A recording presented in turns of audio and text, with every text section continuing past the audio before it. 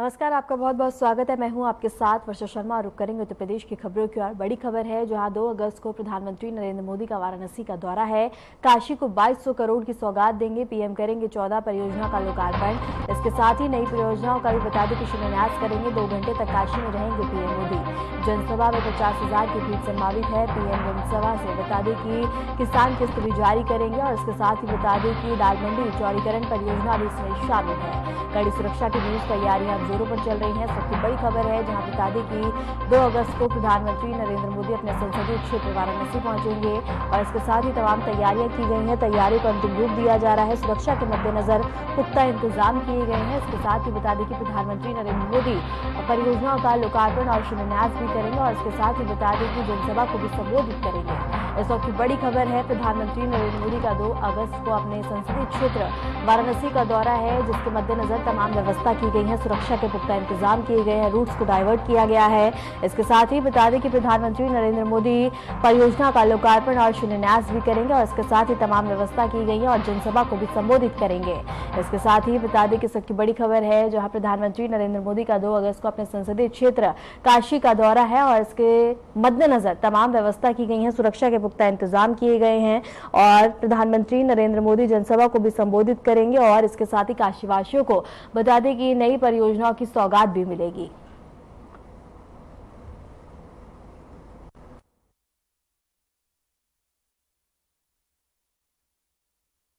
इसमें माननीय प्रधानमंत्री जी के द्वारा लगभग 15 प्रोजेक्ट 630 करोड़ का इसका लोकार्पण किया जाएगा और लगभग 38 प्रोजेक्ट जो 1618 करोड़ का उसका शिलान्यास किया जाएगा। इस प्रकार कुल 2248 करोड़ का प्रोजेक्ट का लोकार्पण और शिलान्यास की जाएगी।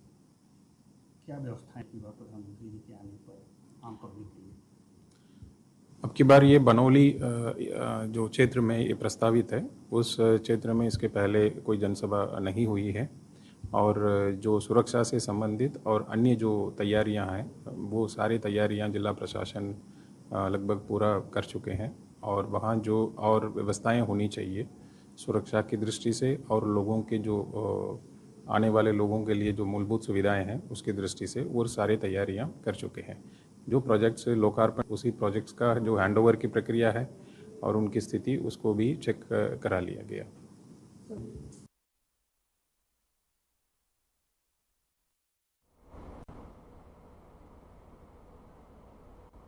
खबर चित्रकूट से है, जहां क्षेत्र में आयोजित तुलसी जन्म जयंती महोत्सव में मुख्यमंत्री योगी आदित्यनाथ ने गोस्वामी तुलसीदास जी की भव्य प्रतिमा का अनावरण किया और वृक्षारोपण का पर्यावरण संरक्षण का संदेश दिया।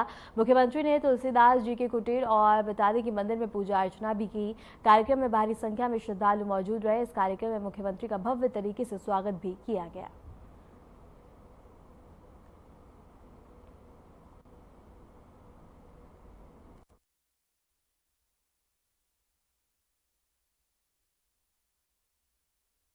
जहां एक फसल होती थी वहां 3-3 फसल लोग ले रहे हैं। वैज्ञानिक पद्धति से खेती करने के तौर तरीके बताए गए, परिणाम सामने आने लग गए, किसान की आमदनी बढ़ोतरी हुई।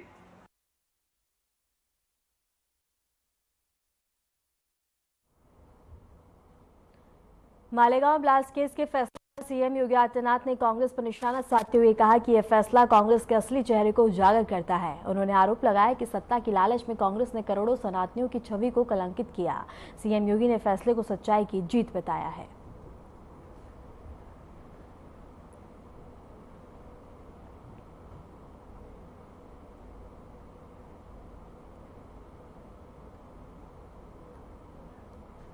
खबर कानपुर से है, जहां आयोजित तुलसी जयंती समारोह में उप मुख्यमंत्री ब्रजेश पाठक शामिल हुए। ये कार्यक्रम बता दें कि संगम संस्था से आयोजित किया गया।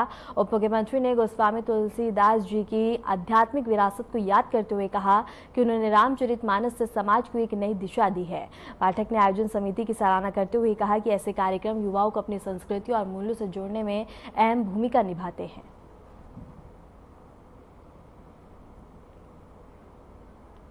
इसके साथ ही बता दें कि तुलसी जयंती पर और उप मुख्यमंत्री ब्रजेश पाठक कार्यक्रम में शामिल हुए और इसके साथ ही बता दें कि भव्य तरीके से उनका स्वागत किया गया। डिप्टी सीएम ने शिरकत की कार्यक्रम में और इसके साथ ही बता दें कि कानपुर से एक खबर है जहां उप मुख्यमंत्री ने प्रशंसा की और रामचरितमानस से दिशा मिलेगी।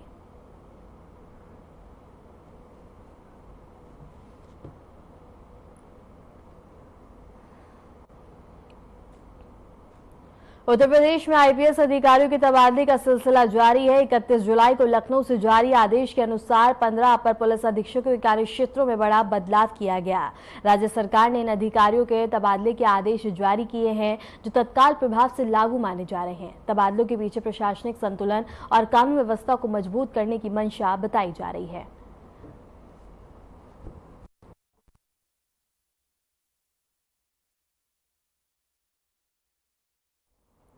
लखनऊ से एक खबर है जहां एएसपी स्तर पर प्रशासनिक फेरबदल देखने को मिला और यूपी में आईपीएस अफसरों का तबादला किया गया है। इसके साथ ही बता दें कि प्रशासनिक संतुलन को बनाए रखने के मद्देनजर इसको अहम माना जा रहा है और लखनऊ में तबादले के आदेश जारी होने के बाद बता दें कि बड़ा फेरबदल देखने को मिला है।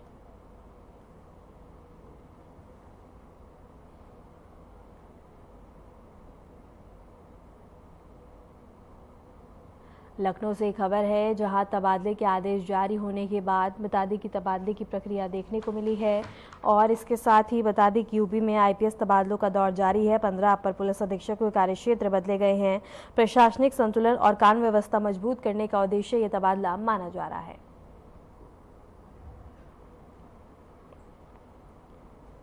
अमेरिकी राष्ट्रपति डोनाल्ड ट्रंप के टैरिफ और जुर्माने को लेकर बसपा अध्यक्ष मायावती ने प्रतिक्रिया दी है। मायावती ने कहा कि अमेरिका को मित्र देश कहने के बावजूद भारत पर टैरिफ और आर्थिक दंड थोपे जा रहे हैं जो चिंता का विषय है।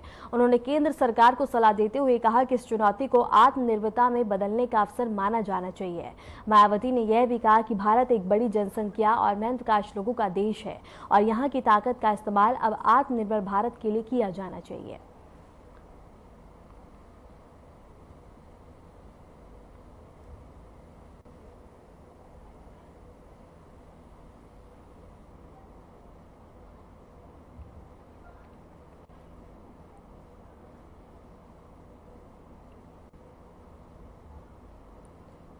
प्रधानमंत्री नरेंद्र मोदी एक बार फिर अपने संसदीय क्षेत्र वाराणसी का दौरा करने जा रहे हैं। यह उनका काशी का 51वां दौरा होगा जो 2 अगस्त को तय है।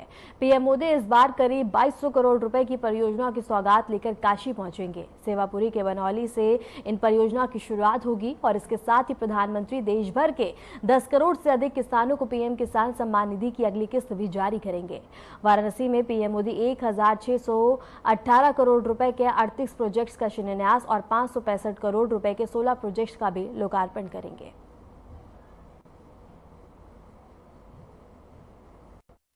श्री प्रधानमंत्री जी और वाराणसी के लोकप्रिय सांसद जन जन के नेता पुनः इस बार काशी में 2 अगस्त 2025 को आ रहे हैं। माननीय प्रधानमंत्री जी जब भी आते हैं इस काशी की धरती से लाखों करोड़ों रुपए की परियोजनाओं का शिलान्यास लोकार्पण करते हैं। काशी के साथ साथ पूर्वांचल और उत्तर प्रदेश में विकास की गति को तेज करके माननीय प्रधानमंत्री जी यहाँ से जाते हैं। इस बार भी माननीय प्रधानमंत्री जी का आगमन हो रहा है और हम लोगों के लिए खुशी की बात है कि इस बार शतक पार हो गया। माननीय प्रधानमंत्री जी 51वीं बार इस बार उनका आगमन हो रहा है और माननीय प्रधानमंत्री जी एयरपोर्ट से सीधे कार्यक्रम स्थल बनौली कालिका धाम विकासखंड सेवापुरी में जाएंगे। जो जानकारी प्राप्त हुई है इसी जगह से कार्यक्रम स्थल से माननीय प्रधानमंत्री जी पूरे देश के किसानों के लिए किसान सम्मान निधि की 20वीं किस्त बटन दबा करके जारी करेंगे और लगभग 2200 करोड़ रुपए की परियोजनाओं का शिलान्यास और लोकार्पण करेंगे। चंदौली जिले के धनपरी गांव में एक मुस्लिम परिवार की जमीन पर मदरसा निर्माण के दौरान निकले प्राचीन शिवलिंग ने धार्मिक सौहार्द की मिसाल पेश की है। नींव की खुदाई के दौरान निकले शिवलिंग को लेकर गांव में पूजा अर्चना का सिलसिला शुरू हो गया है। इस बीच भाजपा विधायक रमेश जायसवाल ने एक विश्व जमीन मंदिर निर्माण के लिए दान देने की घोषणा की है। हालांकि विश्व हिंदू परिषद ने पूरे 14 जमीन की खुदाई की मांग की है। और वहीं बता दें कि जिला मंत्री शशि मिश्रा ने विधायक के बयान को बता दें कि व्यक्तिगत मामला बताते हुए कहा कि वह जमीन किसी की बटोबी नहीं है। इस मामले में प्रशासन ने सुरक्षा के दृष्टिकोण से भारी पुलिस बल तैनात किया है।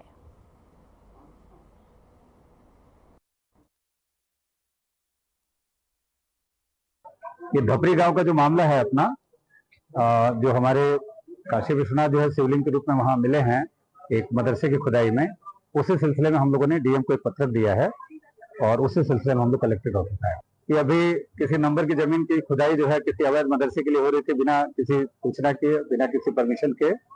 उसमें जो शिवलिंग प्राप्त हुए हैं, तो उस खुदाई के साथ साथ इन लोगों की योजना 10, 15, 20 से शायद जो अगल बगल जो सरकारी जमीनें थी उसको भी कब्जा करने की थी।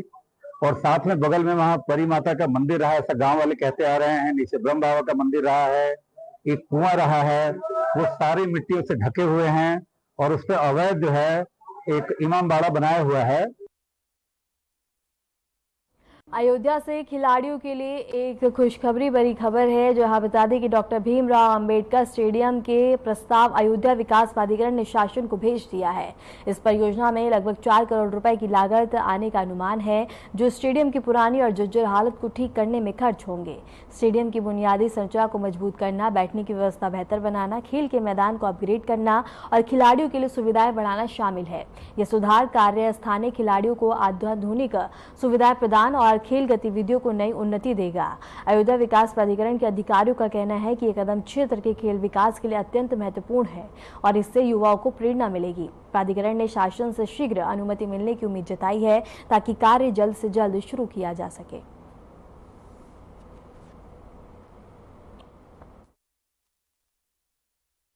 देखिए, अयोध्या में शहर के बीचों बीच एक BR अम्बेडकर स्टेडियम है, जो कि शिक्षा विभाग द्वारा संचालित किया जाता है। काफ़ी वहाँ का जो इंफ्रास्ट्रक्चर है जीर्ण शीर्ण था। उस इंफ्रास्ट्रक्चर को उच्चीकरण करने के लिए, उसको सुदृढ़ीकरण करने के लिए और जो आसपास के जनता हैं, जो खिलाड़ी हैं, उनको अच्छी सुविधाएं प्रदान करने के लिए प्राधिकरण द्वारा उसमें उच्चीकरण का प्रस्ताव किया गया है।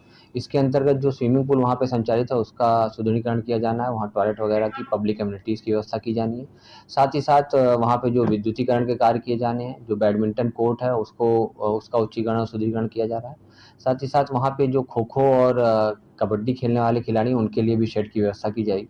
तो एक अच्छा प्रोजेक्ट हम लोग ने डिज़ाइन किया और उसको शासन में सबमिट करने जा रहे हैं, जिससे कि यहाँ के खिलाड़ियों को और यहाँ के जो हमारे बच्चे हैं उनको एक अच्छी सुविधा मिल सके। कुशीनगर में आयोजित सूर्य पाठ्य उत्सव में पहुंचे मंत्री दिनेश प्रताप शाही ने बता दी कि 151 नदियों के जल से भगवान सूर्य का जल अभिषेक करने वाले आयोजक विनय राय को साधुवाद दिया। और मंत्री ने कहा कि यह आयोजन खून में ही कुछ अलग है और इसे बता दें कि सलाम किया जाना चाहिए। साथ ही उन्होंने विपक्ष पर निशाना साधते हुए कहा कि वे अपनी भूमिका भी नहीं है। और महिलाओं की ड्रेसिंग पर उठाए गए सवालों पर मंत्री ने कहा कि डिम्पल भले समाजवादी पार्टी की हो, लेकिन वह भारत की नारी है।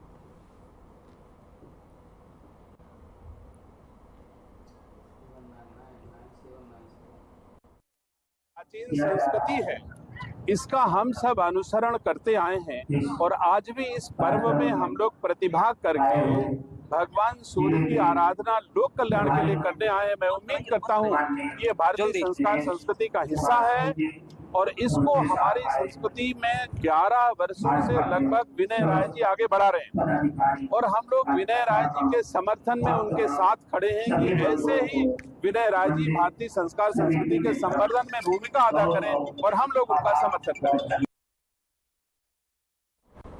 नोएडा पुलिस की बड़ी कार्रवाई देखने को मिली है, जहां मौलाना रशीदी और एसपी कार्यकर्ताओं पर मुकदमा दर्ज किया गया। इसके साथ ही निजी चैनल के कार्यक्रम में हंगामा करने का आरोप है। मौलाना और सपा कार्यकर्ताओं के ऊपर बता दें कि केस दर्ज किया गया और इसके साथ ही निजी चैनल के लाइव शो में यह हंगामा किया गया था। इस वक्त की बड़ी खबर है, जहाँ बता दें कि निजी चैनल के एक लाइव कार्यक्रम में हंगामा करने के आरोप में नोएडा पुलिस ने मौलाना रशीदी और समाजवादी पार्टी के कई कार्यकर्ताओं के खिलाफ मुकदमा दर्ज किया है। यह हंगामा उस वक्त हुआ जब चैनल का शो ऑन एयर था और कार्यक्रम के दौरान नारेबाजी और मंच पर चढ़कर बता दें कि उत्पात पैदा किया गया। पुलिस ने इस मामले को गंभीरता से लेते हुए शांति भंग और सार्वजनिक कार्यक्रम में बाधा डालने की धाराओं में केस दर्ज किया और बड़ी कार्रवाई देखने को मिली है।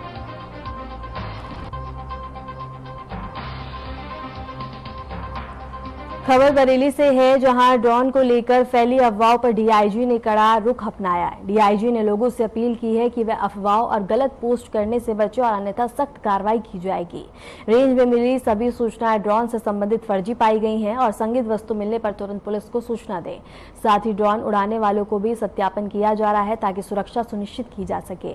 पुलिस ने साफ किया है कि वे किसी भी प्रकार की गलत सूचना फैलाने वालों पर सख्ती से कार्रवाई करेंगे और उनको बख्शा नहीं जाएगा।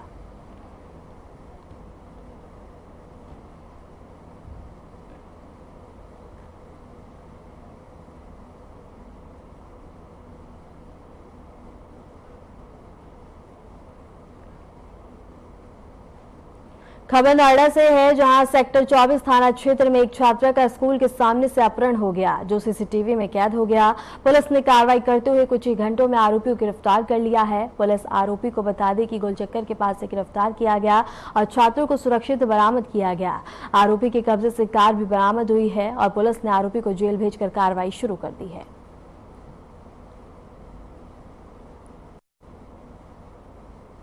नोएडा से एक खबर है, जहां पुलिस ने आरोपी को गिरफ्तार किया और स्कूल के सामने से बच्ची को अपहरण किया गया, जिसके बाद बता दें कि इलाके में सनसनी फैल गई। इसके साथ ही पुलिस ने सीसीटीवी फुटेज के आधार पर यह गिरफ्तारी की है, जहां फुटेज को खंगाला गया, जिसके बाद बड़ी कामयाबी मिलते हुए पुलिस ने आरोपी को गिरफ्तार कर लिया और पूरे मामले में आगे की कार्रवाई की जाएगी।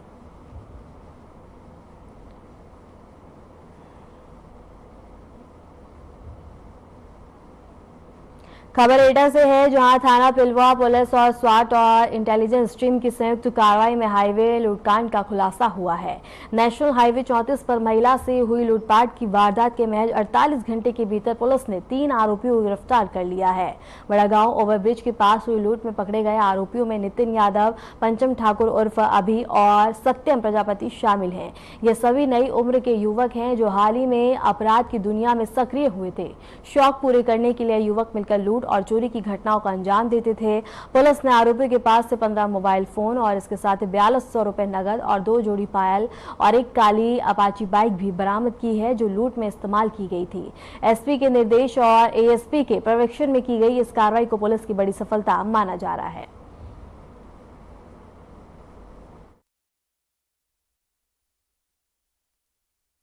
यहाँ एक भाई अपनी शादीशुदा बहन को अलीगढ़ से लेकर एटा आ रहा था। रास्ते में 3 अपाचे सवार अज्ञात बदमाशों द्वारा इनसे एक बैग जिसमें 15,000 रुपए रखे हुए थे तथा 2 जोड़ी पायल और एक मोबाइल छीनकर ले गए। इस घटना का थाना पिलुआ पर अभियोग पंजीकृत किया गया तथा घटना के सफल अनावरण के लिए एसओजी, सर्विलांस एवं थाना पुलिस लगातार प्रयासरत थी। आज घटना में प्रकाश में आए तीनों अभियुक्तों को फिलहाल रुकते एक छोटे से ब्रेक के लिए, बने रहे हमारे साथ।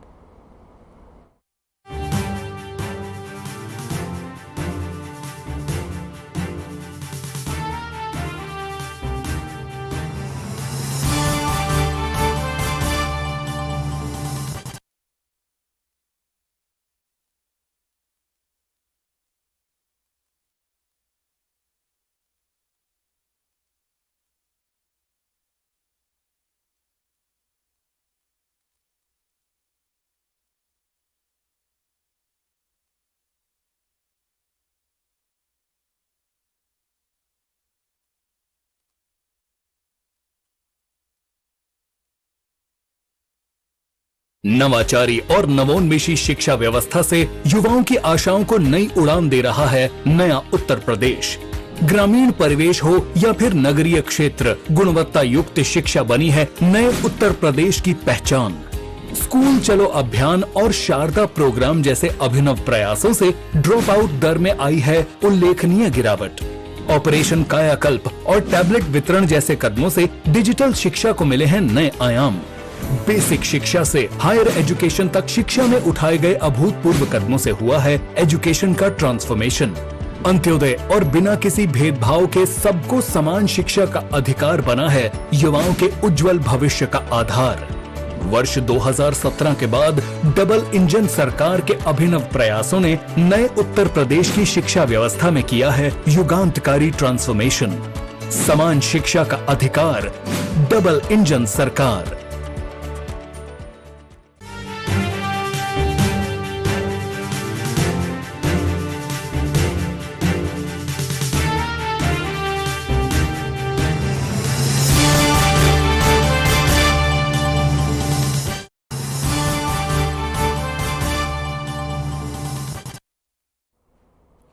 ब्रेक के बाद स्वागत है। खबरों में आगे बढ़ते हैं। खबर अलीगढ़ से है, जहां एक पीतल फैक्ट्री से लगभग 350 किलो पीतल चोरी होने के मामले में पुलिस ने 5 आरोपियों को गिरफ्तार कर जेल भेज दिया है।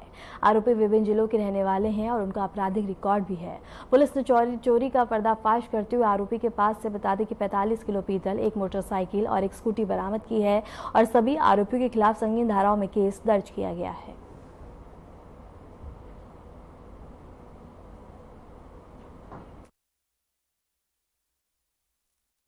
हाथरस का एक चोर बताया गया, तो इनकी जो गतिविधियां, ये इंटर डिस्ट्रिक्ट गतिविधियां रही हैं। इसके अलावा क्योंकि इनके खिलाफ आपराधिक इतिहास ज्यादा है, तो हमारी कोशिश है कि इसमें एक गैंग बना के इनके खिलाफ गैंगस्टर की कार्रवाई की।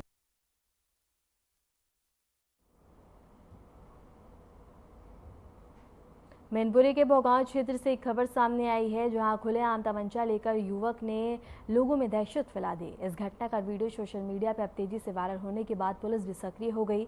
बताया जा रहा है कि युवक के खिलाफ कई लोगों ने मिलकर डंडों और बेल्टों से मारपीट की, जिससे वह लूलूहान हो गया। यह मामला बता दें कि भोगांव के रामजानकी मैरिज होम का है, जहाँ सनसनीखेज वारदात को अंजाम दिया गया। एसपी सिटी ने इस पूरे प्रकरण का संज्ञान लिया और जाँच शुरू कर दी है।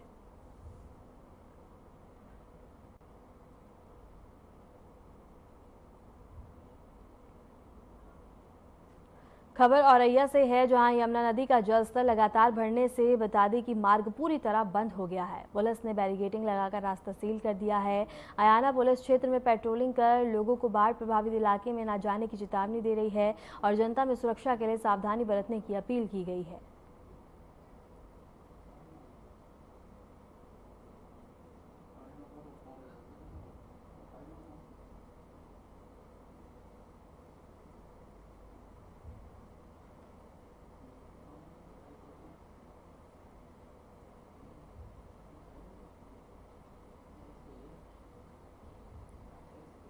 खबर वाराणसी से है, जहां गंगा का जलस्तर एक बार फिर तेजी से बढ़ने लगा है। गंगा नदी इस समय चेतावनी बिंदु से बता दें कि ऊपर बह रही है। जलस्तर 3 सेंटीमीटर प्रति घंटे की रफ्तार से बढ़ रहा है, जिससे काशी के पक्के घाट जलमग्न हो चुके हैं। नमो घाट समेत कई प्रमुख घाट भी पानी में डूबने लगे हैं और सभी घाटों का आपसी संपर्क टूट गया है। इसके साथ ही मां शमशान मणिकर्णिका घाट पर गलियों और छतों पर भी लगातार बता दें कि अब बारिश का और इसके साथ ही नदियों का जलस्तर बढ़ता हुआ नजर आ रहा है।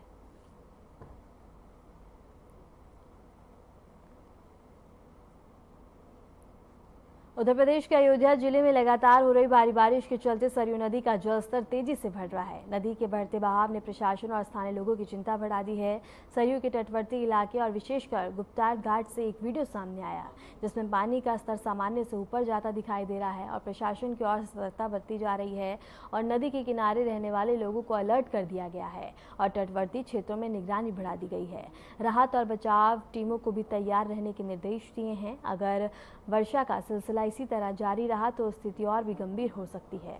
अधिकारियों ने स्थानीय निवासियों से अपील की है कि वे नदी के किनारे जाने से बचें और किसी भी आपात स्थिति से प्रशासन को तुरंत सूचित करें।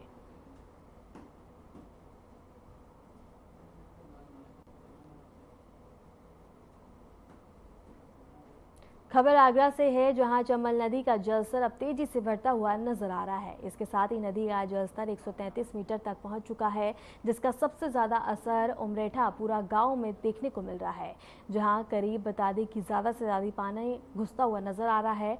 और इसके साथ ही बता दें कि चंबल का पानी अब कई गाँव के और रास्तों तक पहुँच गया है, जिससे स्थिति और भी चिंताजनक हो गई है।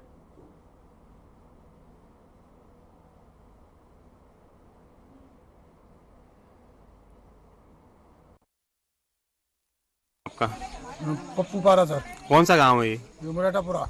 ये चंबल के जल स्तर लगातार बढ़ रहा है, क्या कंडीशन है यहाँ पर, क्या स्थिति है? कंडीशन अभी तक तो खराब चल रही है। अच्छा, कितने घर करीब डूब चुके हैं? इसमें करीब 10-15 घर डूब चुके हैं। पूरा पानी भर चुका है? पानी भर चुका है, लोग बाग अपना सामान लेके टीले पे पहुँच गए हैं। अच्छा, शासन प्रशासन का कोई अधिकारी वगैरह है? शासन प्रशासन अधिकारी आता है, आश्वासन देके चला जाता है। अच्छा।